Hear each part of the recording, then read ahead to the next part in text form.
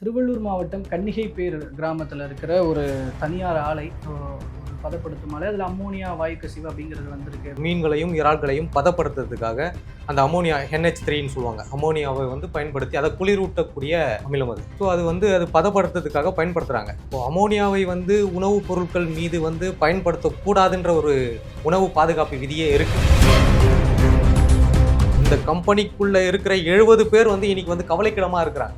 7 பேர் தான் இவங்க அலௌன்ஸ்மெண்ட் சொல்லியிருக்காங்க. அங்கே இருக்கிற மற்ற நண்பர்கள் இளைஞர்கள் கிட்ட ஃபோன் பண்ணி கேட்கும்போது இல்லை எண்ணிக்கை கூடுறதுக்கான நிறைய வாய்ப்புகள் இருக்கு, சொல்ல மாட்டேன்றாங்க.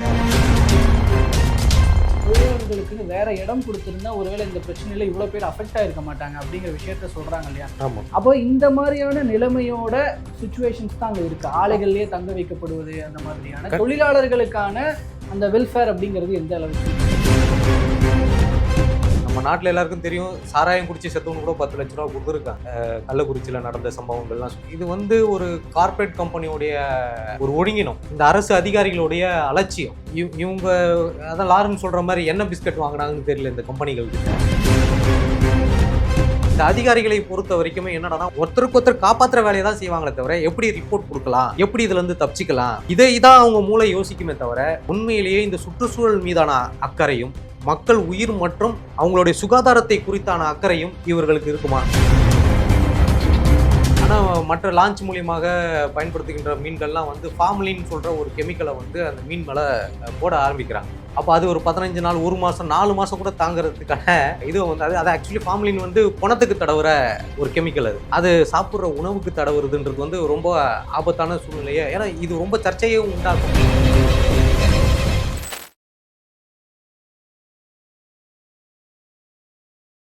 அனைவருக்கும் அன்பு வணக்கம். இன்றைய சிறப்பு நேர்காணலில் நம்மோடு இணைந்திருப்பவர் சமூக ஆர்வலர் திரு ராஜ்கமல் அவர்கள். அவரிடம் தற்போது திருவள்ளூர் மாவட்டத்தில் அம்மோனியா வாயு கசிவு தொடர்பான அந்த விவகாரம் பற்றி பல்வேறு விஷயங்கள் பேசலாம் சார். வணக்கம். வணக்கம் சார், இப்போ நீங்கள் அந்த திருவள்ளூர் மாவட்டம் கன்னிகைப்பேர் கிராமத்தில் இருக்கிற ஒரு தனியார் ஆலை, ஒரு பதப்படுத்தும் ஆலை, அதில் அம்மோனியா வாயு கசிவு அப்படிங்கிறது வந்திருக்கு அப்படின்றது நம்ம இப்போ சென்சேஷனலாக போயிட்டு இருக்கிற ஒரு விஷயம். நீங்கள் கிட்டத்தட்ட அந்த பகுதி, அந்த ஆலை இருக்கிற பகுதியை கடந்து போகிற ஒரு ஆள் தான், அந்த பகுதியை சேர்ந்தவர் அப்படின்ற மாதிரி இருக்கும்போது அந்த ஆலை பற்றின தகவல்கள் என்ன இருக்குது? முதல்ல இந்த விவகாரத்தை எப்படி அணுக வேண்டியிருக்கு?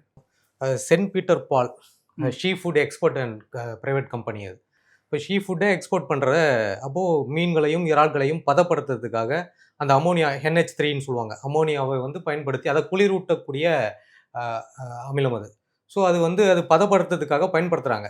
இப்போது அமோனியாவை உணவுப் பொருட்கள் மீது பயன்படுத்தக்கூடாதுன்ற ஒரு உணவு பாதுகாப்பு விதியே இருக்குது. அப்படி இருக்கும்போது இது குளிர் விட்டுவதற்காக அதை பயன்படுத்தி அதுலேருந்து வாயு கசிஞ்சு, ஸோ இன்னைக்கு இவ்வளோ பெரிய சம்பவங்கள் ஏற்பட்டு இருக்கு. இப்போ நாங்கள் அந்த கம்பெனியை தாண்டும் போதெல்லாமே கிட்டத்தட்ட ஒரு 30 செகண்ட் 40 செகண்ட் மூச்சை இழுத்துக்கிட்டு தான் ரோட்டில் போகும்போதே. இப்போ கம்பெனிக்குள்ளே எப்படி அந்த நெடி இருக்குன்னு பாருங்கள். வெளியிலேயே இந்த சூழல் இருக்குது. இப்போ நம்மளுடைய கேள்வி என்னன்னா, இந்த மாசு கட்டுப்பாட்டு வாரியம், இந்த தொழிற்சாலை பாதுகாப்பு அமைப்புகள், இதெல்லாம் எப்படி இந்த சர்டிஃபிகேட்லாம் கொடுத்தாங்க, இது இயக்கிறதுக்கான சர்டிஃபிகேட் கொடுத்தாங்கன்ற ஒரு கேள்வி இருக்குது. ஸோ அந்த அந்த அந்த எக்ஸ்போர்ட் கம்பெனி ஒரு ஓனர் பார்த்தீங்கன்னா கேரளாக்காரர் தான். இப்போ அவங்க பெரும்பான்மையான இந்த எறா பண்ணைகள் அமைக்கிறது, எறா பண்ணை இங்கே தடை செய்யப்பட்ட ஒரு முக்கியமான தொழில். ஏன்னா இயற்கையாக பிடிக்கிற இறால் என்பது வேறு, மீனவர்கள் இயற்கையாக கடலில் போயிட்டு மீன் பிடிக்கிறது என்பது வேறு. பண்ணை அமைத்து கெமிக்கல் போட்டு அதை வளர்த்து அது லாப நோக்கத்துக்காக மட்டும்தான். அது வேறு அந்த எக்ஸ்போர்ட் எல்லாமே லாப நோக்கத்துக்கு மட்டும்தான். இது ரொம்ப முக்கியமான விஷயமா நம்ம பார்க்குறோம். ஏதோ இந்த ஒரு கம்பெனியில் இவ்வளோ பெரிய விபத்து ஏற்பட்டதுனால இந்த ஒரு கம்பெனியை பற்றி மட்டும் பேசுறது இல்லை இந்த இஷ்யூ. பக்கத்திலேயே பாடியநல்லூரில் இதை விட 2-3 மடங்கு பெரிய கம்பெனி இருக்குது, C food export and company. அந்த கம்பெனிக்கும் சேர்த்து தான் இப்போ இந்த 3 நபர்களை நியமிச்சிருக்காங்க அரசு. மாவட்ட ஆட்சியர் நியமிச்சிருக்காங்க. இந்த பாதுகாப்பு நபர்கள்லாம், இந்த விசாரணை குழு, உயர்மட்ட விசாரணை குழு நபர்கள் எல்லாம் சுற்றி இருக்கிற கம்பெனியும் ஆய்வு செய்யணுன்றது முக்கியமான கோரிக்கை. அந்த கன்னிகைப்பேரூர் மட்டும் இல்லை, அந்த கிராமத்தை சுற்றி நிறைய ஆரணி, பெரியபாளையம், வெங்கல், இது மாதிரி நிறைய கிராம மக்கள், பல்லாயிரக்கணக்கான மக்கள் இதனால பாதிக்கப்பட்டிருக்காங்க. இந்த கம்பெனிக்குள்ள இருக்கிற 70 பேர் இன்னைக்கு கவலைக்கிடமா இருக்கிறாங்க. 7 பேர் தான் இவங்க அலௌன்ஸ்மெண்ட் சொல்லியிருக்காங்க. அங்கே இருக்கிற மற்ற நண்பர்கள் இளைஞர்கள் கிட்ட ஃபோன் பண்ணி கேட்கும்போது, இல்லை எண்ணிக்கை கூடுறதுக்கான நிறைய வாய்ப்புகள் இருக்குது, சொல்ல மாட்டேன்றாங்க. இப்படி தான் தகவல் வருது. இப்போ இந்த உயர்மட்ட குழு விசாரணை குழுவே வந்து கவர்மெண்ட்டுக்கு 3 நாள்ல அறிக்கை சப்மிட் பண்ணணும்னு சொல்லிட்டு இப்போ இருக்கிற தமிழக அரசு வந்து கேட்டிருக்கு. இன்னைக்குள்ள வந்து முதல் கட்ட அறிக்கையை அவங்க வெளியிடணும். அந்த அறிக்கையில எத்தனை எண்ணிக்கை ஆகுன்றது தெரியாது. ஸோ எண்ணிக்கை 7ஓட நிக்க போறதுல இன்னும் கூடுன்றது தான் ரொம்ப வருத்தமான விஷயமா நம்ம பார்க்குறோம். இல்ல இந்த அம்மோனியா பயன்படுத்துதல் இந்த விவகாரம் இப்போ பர்டிகுலர்லி அந்த ஆலையில இன்னும் சில விஷயங்கள் பேசிக்காவே அங்க இருக்கிற தொழிலாளர்களை அங்கேயே தங்க வைக்கப்பட்டது ஒரு முக்கிய காரணம்.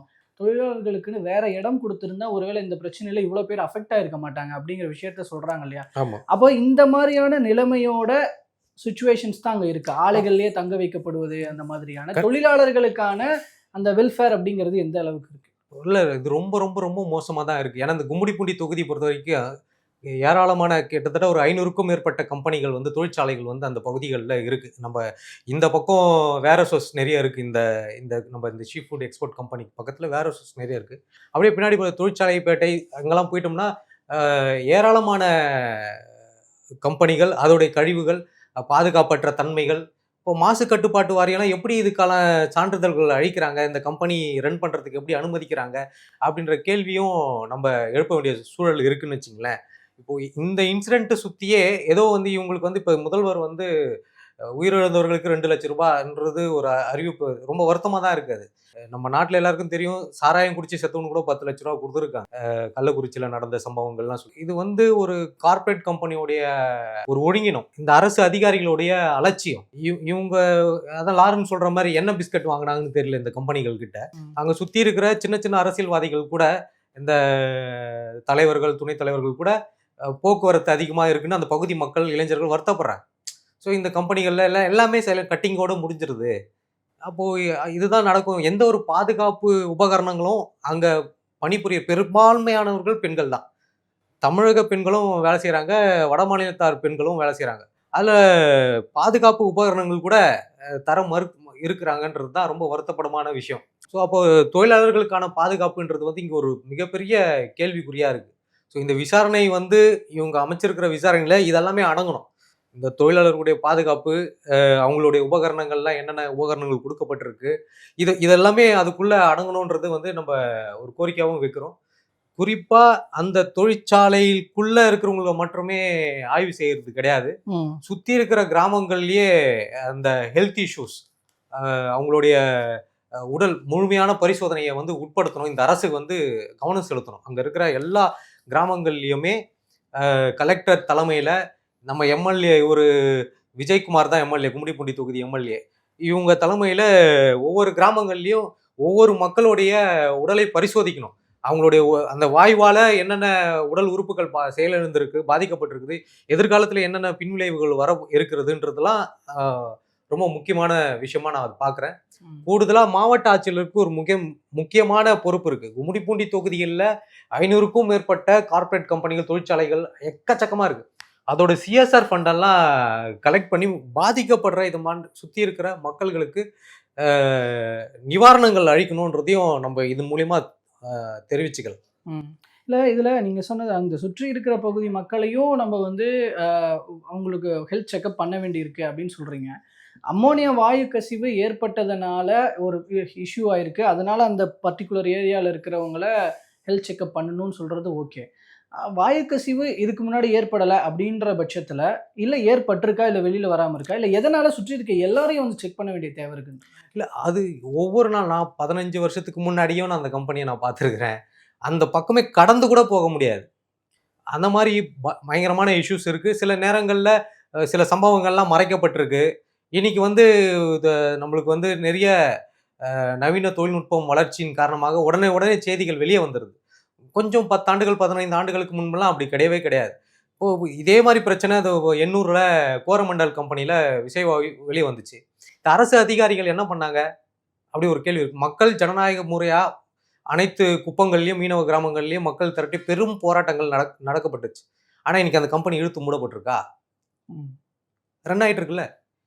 இன்னைக்கு இப்போ இந்த கம்பெனிக்கு உடனடியாக கலெக்டர்லாம் வந்து சீல் வச்சிருக்காங்க, இழுத்து மூடி இருக்காங்க, ஓனரை வந்து கைது செய்யப்பட்டிருக்காங்க. ரைட், இது ஒரு சின்ன கம்பெனி. இதை விட பெரிய கம்பெனிலாம் இருக்கு. கொஸ்டின் மார்க் அங்கே தானே. அந்த பக்கத்திலே இருக்குல்ல, பாடியநல்லூர்ல இருக்குல்ல, நேஷனல் ஹைவேல ஒட்டி இருக்குல்ல, இதை விட அது 4 மடங்கு பெரிய கம்பெனி இல்ல. அந்த கம்பெனி என்ன பண்ண போற? இல்லை, இது தொடர்பாக தான் இப்போ நம்ம பேசிட்டு இருக்க கொஞ்ச நேரத்துக்கு கொஞ்சம் முன்னாடி சட்டமன்றத்தில் அமைச்சர் பர்வேஷ் வந்து இது தொடர்பாக சொல்லியிருக்கிறாரு. இத்தனை அளவுக்கு கம்பெனிஸ் இருக்கு அப்படிங்கிற கவுண்ட்லாம் சொல்லி இது போல இன்னொரு முறை நடக்காத அளவுக்கு ஆய்வுகளோ நடவடிக்கைகளோ எடுக்கப்படும் அப்படிங்கிறத சொல்லியிருக்கிறார். ஸோ தற்போதைய அரசினுடைய நடவடிக்கை அதை இந்த மாதிரியான மாற்றங்களை ஏற்படுத்தும்னு ஒரு நம்பிக்கை இருக்கு. நம்ம என்னன்னா, இந்த அரசு இப்பதான் வந்திருக்கு, அதனால நம்பிக்கை இருக்கான்றது அந்த கேள்விக்குள்ள போக வேண்டாம். அவங்க என்ன செய்யணும்னு வேணா நம்ம சொல்லலாம். இதை மாதிரிலாம் செய்யணும். ஏன்னா இன்னைக்கு மீன்வளத்துறையில மத்திய அரசாங்கமும் தமிழக அரசாங்கோட ஃபண்டு வந்து 20,050 கோடி மீன்வளத்துறைக்கு ஃபண்டு மத்திய அரசாங்கமும் கொடுக்குது, மாநில அரசாங்கமும் 1,500 கோடி கொடுக்குது. பெரும்பான்மையான பங்கு மத்திய அரசாங்கமும் கொடுக்குது. ஸோ அப்படி அந்த சூழலில் இருக்கும்போது இன்னைக்கு ஒரு தனிநபர்களுடைய சுயநல லாபத்திற்காக இந்த மாதிரி இயற்கைக்கு எதிராக உணவுகள் இயற்கையாய் கிடைக்கிறது வந்து பிரச்சனை கிடையாது. இதெல்லாமே இயற்கைக்கு எதிரானது தான்.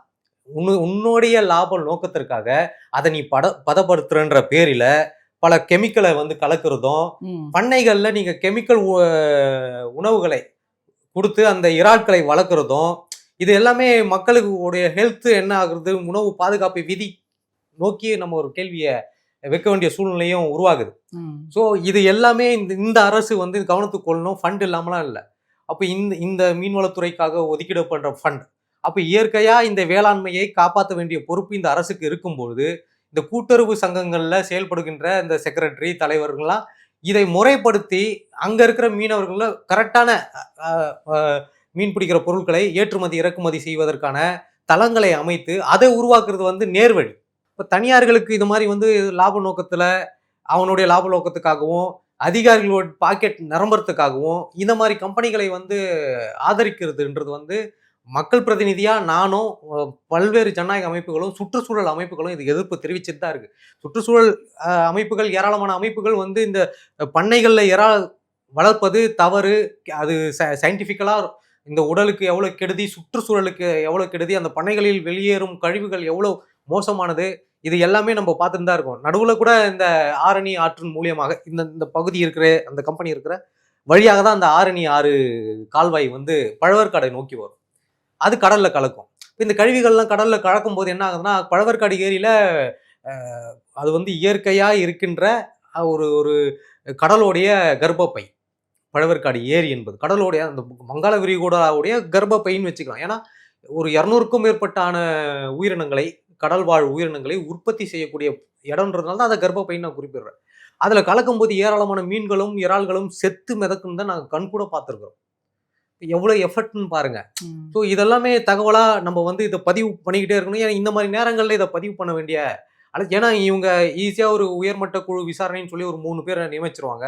இந்த அதிகாரிகளை பொறுத்த வரைக்குமே என்னடானா ஒருத்தருக்கு ஒருத்தர் காப்பாத்துக்கிற வேலையை தான் செய்வாங்களே தவிர, நான் ஓப்பனாவே கேட்கிறேன், ஒருத்தருக்கு ஒருத்தர் காப்பாற்றுற வேலையை தான் செய்வாங்களே தவிர எப்படி ரிப்போர்ட் கொடுக்கலாம், எப்படி இதுல இருந்து தப்பிச்சுக்கலாம், இதான் அவங்க மூளை யோசிக்குமே தவிர உண்மையிலேயே இந்த சுற்றுச்சூழல் மீதான அக்கறையும் மக்கள் மீதான அக்கறையும் மக்கள் உயிர் மற்றும் அவங்களுடைய சுகாதாரத்தை குறித்தான அக்கறையும் இவர்களுக்கு இருக்குமா?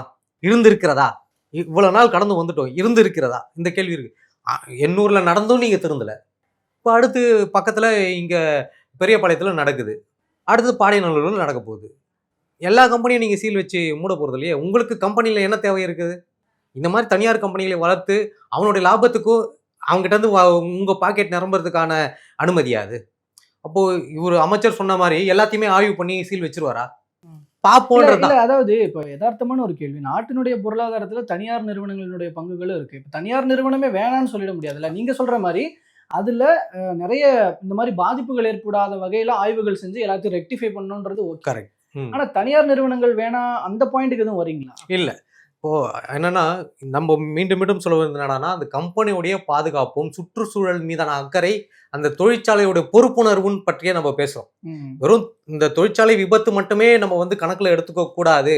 அந்த தொழிற்சாலைகளுடைய பொறுப்புணர்வு என்ன, சுற்றுச்சூழல் சம்பந்தமாக அமைச்சர்கள், சுற்றுச்சூழல் அமைச்சர்கள், மாசு கட்டுப்பாட்டு வாரியம், அந்த துறையுடைய பொறுப்பு என்ன, இதையே தான் நம்ம சேர்த்து பேசிக்கிறோம். அப்போ என்னன்னா இப்படி ஒரு சூழல் இருக்கும்போது அந்த மாதிரி கம்பெனிகளை நீங்க அனுமதிக்காதீங்க.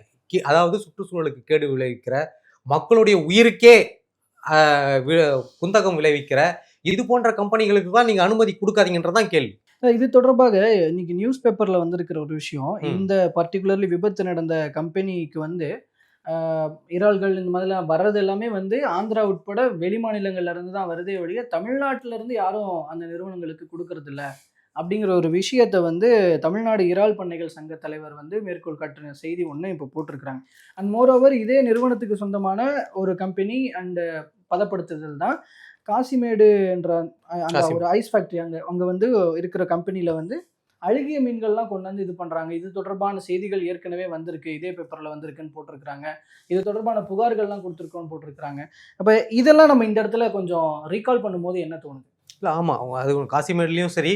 இப்போ என்னென்னா லான்ச் மீன்கள் இப்போ பழவேற்காடு போன்ற இடங்களில் பார்த்தீங்கன்னா நாட்டு படகு மூலியமாக ஃபைபர் போட் மூலம் இன்னைக்கு போனால் என்னைக்கு அவங்க வலைக்கு போகிறாங்களோ அன்றே அவங்க மீன் பிடிச்சி உடனடியாக மக்கள் கைக்கு வந்துடுது. ஆனால் மற்ற லான்ச் மூலியமாக பயன்படுத்துகின்ற மீன்கள்லாம் வந்து ஃபார்மலின்னு சொல்கிற ஒரு கெமிக்கலை வந்து அந்த மீன் மேலே போட ஆரம்பிக்கிறாங்க. அப்போ அது ஒரு 15 நாள், 1 மாதம், 4 மாதம் கூட தாங்கிறதுக்கான இது வந்து அது ஆக்சுவலி ஃபார்மலின் வந்து பணத்துக்கு தடவுற ஒரு கெமிக்கல். அது சாப்பிட்ற உணவுக்கு தடவுறதுன்றது வந்து ரொம்ப ஆபத்தான சூழ்நிலையை, ஏன்னா இது ரொம்ப சர்ச்சையும் உண்டாக்கும். இந்த மாதிரி விஷயம் போனால் அப்போ மீனவர்களுடைய வாழ்வாதாரம் அதில் இதெல்லாமே பல்வேறு கேள்விகளை குறித்தான பிரச்சனைகளை எழுப்புகிற பிரச்சனையாக ஆகிடும். ஸோ இந்த ஆந்திரா மட்டும் இல்லை, காசிமேடுலேருந்துமே நிறைய மீன்கள் வந்து இந்த மாதிரி பதப்படுத்துகிற தொழிற்சாலையை நோக்கி நகர்றது வந்து உண்மைதான். அது நிறைய காலங்களில் இதை நாங்கள் அட்ரஸ் பண்ணியிருக்கோம். பல்வேறு போராட்டங்கள் சமூக ஜனநாயக அமைப்புகள் உட்பட முன்னெடுத்திருக்கோம். ஆனால் எந்த மாற்றமும் பண்ணைகள்லாம் நடத்தவே கூடாதுன்னு சொல்லிலாம் தமிழகத்துலேயுமே போராட்டம் பண்ணியிருக்கோம். நம்மளுக்கு என்ன வருத்தம்னா, நீங்கள் இப்போ இந்த மூணார் போயிருப்பீங்க, கேரளா பார்டர்லாம் நம்ம போயிட்டோம்னு வச்சிங்களேன், தமிழ்நாட்டிலேருந்து இப்போ நம்ம வாகனங்கள் எடுத்துகிட்டு போகிறோம், காரோ பைக்கோ எடுத்துகிட்டு போகிறோம்னா நம்மளை ஃபுல்லாக பரிசோதி கவர்கள்லாம் இருக்குதா. ஒரு போலீஸு நான் ஒரு காவல்துறை கேரளா காவல்துறை அதிகாரி ஒருத்தர் சொன்னார், நீ எடுத்துகிட்டு வர குப்பையை உன் ஸ்டேட்லேயே போட்டுக்கோ, கேரளாவுக்கு எடுத்துகிட்டு வராது. அப்போ அந்த சுற்றுச்சூழல் அந்த அதிகாரிகள் வந்து அந்த அவங்களோட நடவடிக்கை எப்படி இருக்குன்றதுன்னு ஒரு கேள்வி இருக்குல்ல. அப்போ அந்த சுற்றுச்சூழலை வந்து அவங்க அவ்வளோ கண்ணும் கருத்தமாக பார்த்துக்கிறாங்க. அப்போ தமிழ்நாட்டை போட்டு அப்போ கேரளாக்காரங்களாம் வந்து இங்கே வந்து பண்ணைகள் வைக்கலாமா, தொழிற்சாலைகள் கட்டலாமா, உன் ஸ்டேட்டில் கட்ட வேண்டியதானே. இப்போ இந்த கேள்வியும் எழுதலை. இப்போ கைது செய்யப்பட்டவரும் ஒரு கேரளா மாநிலத்தவர் தான், அந்த ஓனருமே. ஸோ அப்படி இருக்கும்போது நம்மளுக்கு அந்த வருத்தமும் கொஞ்சம் இருக்குது. இது ஏதோ மாநிலத்துக்குள்ளான பிரச்சனைகளை பதிவு செய்கிறன்றதுக்கு அர்த்தம் இல்லை. நாம் கேரளாவுக்கு போகும்போது நம்ம கொண்டு போகிற கவரில் இருந்து கூட செக் பண்ணுறாங்க, ஆய்வு செய்கிறாங்க. எந்த பிளாஸ்டிக் பொருட்களும் கேரளாக்குள்ளே தமிழ்நாட்டிலேருந்து வந்துடக்கூடாது, அதில் கண்ணும் கருத்தமாக இருக்கிறாங்க. ஆனால் இதை போன்ற அழிவுகளை பாதகங்களை ஏற்படுத்தக்கூடிய பல்வேறு விஷயங்கள் தமிழ்நாட்டில் தான் நடக்குது. பழவேற்காட்டிலையுமே இன்னைக்கு வந்து நான் இது மூலியமான ஒரு விஷயத்தை நான் பதிவு பண்ணிக்கிறேன். பழவேற்காட்டிலையுமே கேஆர்கே செட்டுன்னு ஒரு செட் இருக்கு. அவருமே மலையாளி தான். அவருடைய குறைஞ்சபட்சம் ஒரு 200 லாரி எக்ஸ்போர்ட் பண்ணிட்டு இருக்காரு. 200 லாரினா எவ்வளோ கோடிகளை சம்பாதிப்பாருன்னு நீங்கள் பார்த்து. பழவேற்காடு என்பது இயற்கையாகவே கிடைக்கக்கூடிய இறால், மீன், நண்டு இதுதான். ஆனால் இவர் என்ன பண்ணாரு, இவர் வந்து இது ஒரு புறம் இவ்வளோ பெரிய, அதாவது 1500 மீட்டர் பரப்பளவு கொண்ட பழவேற்காடு ஏரி, இந்தியாவிலேயே 2வது பெரிய ஏரி, இதில் கிடைக்காத பொருளை தாண்டி இவர் ஒரு பண்ணை வச்சு நடத்துறாரு. அதில் வந்து கெமிக்கல்லாம் போட்டு அதிக லாபத்திற்காக, அந்த நபருடைய நோக்கம் பாருங்களேன், அதிக லாபத்துக்காக பண்ணை வைத்து நடத்தி அதில் வர யாராவது இதையும் மிக்ஸ் பண்ணி ஏற்றிடுறாரு. இப்போ இது வரைக்கும் வந்திருக்கிற அதிகாரிகள், உயர்மட்ட குழு, விசாரணை குழு, கமிஷன்லாம் இன்னும் ஒரு 20 கிலோமீட்டர் தள்ளி பழவேற்காட்டிலையும் சில ஆய்வுகளை நடத்த வேண்டியது இருக்குது. எங்கெங்கெல்லாம் எறா பண்ணைகள், இது போன்ற பண்ணைகள்லாம் நடத்தப்படுது, கெமிக்கல் பயன்படுத்தி உணவுப் பொருட்களில் பயன்படுத்தப்படுகிறதோ அதெல்லாம் தடை செய்யப்படணுன்றது தான். ஏன்னா இது வந்து மக்கள் மீதான அக்கறையினால் தான் இதை நம்ம பேசிகிட்டு இருக்கோம். உணவு சம்மந்தமானது, உணவுப் பொருட்கள் சம்மந்தமானதுன்றது மக்கள் மீதான அக்கறையினால தான் இதை நம்ம பேசிகிட்டு இருக்கோம். இது ஏதோ இந்த உயிரிழப்பு அந்த தொழிற்சாலையில் விஷவாயு கசிஞ்சதுனால ஏற்பட்டது அப்படி மட்டும் இல்லாமல் அது மூலிமா ஸ்லோ பாய்சன் நம்மளுக்கும் தான் வருது. அப்போ அதையும் தடுத்து நிறுத்துகிற கடமைகள் இந்த அமைச்சர்களுக்கு, இந்த துறைகளுக்கு, இந்த சம்மந்தப்பட்ட டிபார்ட்மெண்ட்டுக்கும் இருக்குதுன்றதும் நம்ம பதிவு பண்ண வேண்டிய கட்டாயத்தில் இருக்கும். ஓகே, இப்போ இந்த கன்னிகை பேர் அந்த இன்சிடெண்ட்டில் பர்டிகுலர்லி இன்னும் ஊடகங்களில் வெளிவராத, பட் ஆனால் உங்களுக்கு கிடைக்கப்பெறுகிற தகவல்கள் என்ன? இப்போ சமீபத்தில் நண்பர் கால் பண்ணி சொன்னது வந்து சில மணி நேரங்களுக்கு முன்னாடி 21 பேர் வந்து இறந்திருக்க கூடுன்றார். அதிர்ச்சியா இருக்கு. இன்னும் அதிகாரப்பூர்வமா அரசு இன்னும் வெளியிடல. அந்த அறிக்கையை வெளியிடல. டெஃபினட்டா அதுக்கான வாய்ப்பு நிறைய இருக்கு. ரொம்ப மோசமான சூழ்நிலையில இருக்கிறாங்க. கண்கள்ல வந்து ரெட் ஆகி ரத்த கசிவு மாதிரி ஏற்படுது. இது மாதிரி சூழல்லாம் நேர்ல பார்த்த இது இது எதுவுமே பப்ளிஷ் பண்ண முடியல. அதில் ரொம்ப கவனமா இருக்கிறாங்க அரசு அதிகாரிகள் இதெல்லாமே. ஸோ சில விஷயங்கள் வந்து நாம வந்து அரசு சொல்வதற்கு மீறி நாங்கள் அதிகாரப்பூர்வமாக அறிவிக்கிறதுக்கு மீறி நீங்க ஏன் சொல்றீங்கன்றதும் அரசு விரோத செயலில் எடுத்துன்னு வந்து சேர்த்துருவாங்க இவங்க. ஸோ இதெல்லாமே நிறைய சில விஷயங்கள் வந்து அரசே சொல்லட்டும் அப்படின்றதுனால தான் நம்ம வந்து சில விஷயங்கள் பொறுமையாக இருக்கிறோம். ஆனால் இது வரைக்குமே 70 பேர் வந்து அட்மிட் ஆகப்பட்டிருக்காங்க. திருவள்ளூர் கவர்மெண்ட் ஹாஸ்பிட்டல்லையும் ஸ்டான்லி போன்ற மருத்துவமனையிலையும் 70 பேருக்கு மேலே அட்மிட் ஆகப்பட்டிருக்காங்க. ரொம்ப மோசமான நிலைமையில தான் அவங்க இருக்காங்கன்றது. ஸோ அவங்களுடைய உயிர் எண்ணிக்கை என்பது 1 டிஜிட்ல சொல்லிட்டு இருக்குது இந்த கவர்மெண்ட். இல்லை இது டெஃபினட்டாக 2 டிஜிட்ல மாறும்ன்றது வந்து ரொம்ப வருத்தப்பட வேண்டிய விஷயமா இருக்கு. அவங்களே ஆனால் ஒரு கணிப்பாக தான் சொல்கிறாங்க. பட் இன்னும் அவங்க இன்னும் உறுதிப்படுத்திக்கிட்டு இன்னும் சொல்லலை. இல்லை அங்கே வந்து கிட்ட நகரவே முடியல, உள்ள போக முடியாது, அனுமதிக்கல. ஸோ அதனால அவங்க கணிப்பான்னா அவங்க அங்கே கிட்டது லைவ்ல இருக்கிறன்ற வந்து வர தகவல்கள்லாம் ரொம்ப முக்கியமானது. கடைசியில் அதுதான் உண்மையாக இருக்கக்கூடிய வாய்ப்புகளும் உண்டு. ஓகே. ஸோ இவங்க அதான் 3 நாள் எக்ஸ்டென்ஷன் கொடுத்துருக்காங்களே, 3 நாள் அறிக்கை சப்மிட் பண்ணணும்னு சொல்லிட்டு. அதுக்குள்ளே என்னென்னலாம் நடக்குதுன்றதையும் பார்ப்போம். ஓகே. இதில் பொறுத்திருந்து பார்க்கலாம் என்ன நடக்குதுன்னு. அது நீங்கள் சொன்னது மாதிரி இது வந்து வெறும் இந்த இஷ்யூவோட மட்டும் நிறுத்திக்காமல் இது போல் இருக்கிற எல்லா நிறுவனங்கள்லையும் ஆய்வுகள் செய்யப்படணும், இந்த மாதிரியான ஆபத்துகள் ஏற்படாத வகையில் அப்படின்றத சொல்லியிருக்கிறீங்க. இது அரசாங்கத்தின் முன்னிலையில் வச்சுருவோம். அண்ட் இது தொடர்பான பல்வேறு தகவல்களை கருத்துக்களை பகிர்ந்து கொண்ட மிக்க ரொம்ப நன்றி. நன்றி.